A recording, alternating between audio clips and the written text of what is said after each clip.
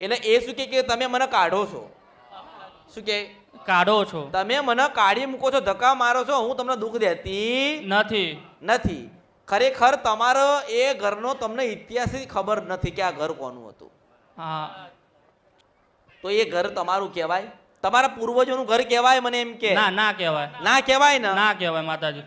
તો પછી માનો કે તારા પાસે કાગળ હોય ને, હા, કાગળ, તો અંદર ઝવેરચંદ લખેલું હોય. હા, બરોબર, સાચી વાત. હા, સાચી વાત. હા માતાજી, ઝવેરચંદ. હા, 100%, 101% ની વાત માતાજી.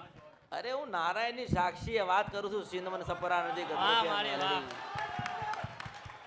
હા, સાચી વાત માતાજી. આ ઝવેર તમે જે શ્રીફળ મૂક્યું ને ખોડી, આ માતાજીનું જે તમે મૂક્યું ને, હા. તમે જે પૂજા કરો છો, હા. લાકડાનો દરવાજો, પણ એ જે શ્રીફળ તમે જે મૂક્યું છે ને, એમાં એ ઝવેરચંદ હતો ને, એની બૈરી બેઠેલી છે.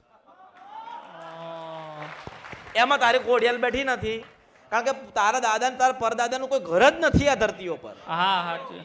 જા તું ગોત, તમારું વડવાનું ઘર નથી. નથી, નથી. અને આમ જોવા જાય ને તો 5 ઘર વાણિયાઓના થાય. હા, બસ 100%. બરોબર, રાઈટ, રાઈટ માતાજી. હા, રાઈટ, એકદમ સાચું. એટલે આ ઘર કોનું થાય? ઝવેરચંદ. ચંદ. હા, હા, બરોબર. અને લખાવતા હતા સા. હા, બસ વાણિયા નહીં લખાવતા, હા, સા લખાવતા. સા 100% મેડમ માતાજી. એટલે ઝવેરચંદ શાહનું મકાન છે ને, એની ધર્મપત્ની હતી સુરેખા, એ શ્રીફળમાં બેઠી છે. હા, હા, હા, સાચી વાત માતાજી.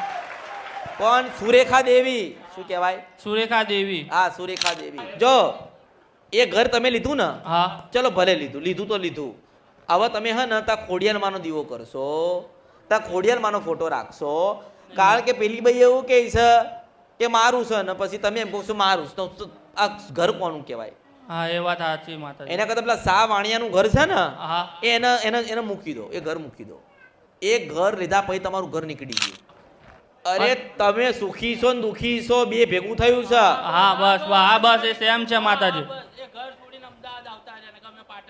મૂળ એ ઘર તમને દુઃખ આલે. શું આલે? એ ઘર દુઃખ આલે. જો તમારે હે ને એ શ્રીફળ પડ્યું ને, હું તને તો જેવો ભાવ હોય ને એવી વાત કરું. હા માતાજી, 100%. તમારો ભાવ એવો હશે હું એ વાત કરું ને, એ શ્રીફળને વધેરી નાખો, ખોલી નાખો એને, અને જે ઉપર પેલું તમે લપેટ્યું છે ને, હા, એ કાઢી નાખો. કાઢી નાખો. એ કાઢશો ને એટલે દરવાજે બારી છે લોખંડની, ત્યાં બાંધી દેજો. હા, અને એ શ્રીફળ ઘરમાં વધેરી દો. એ વધેરી દીધું એટલે શ્રીફળને એક બાજુ મૂકી દો. ઓકે. અને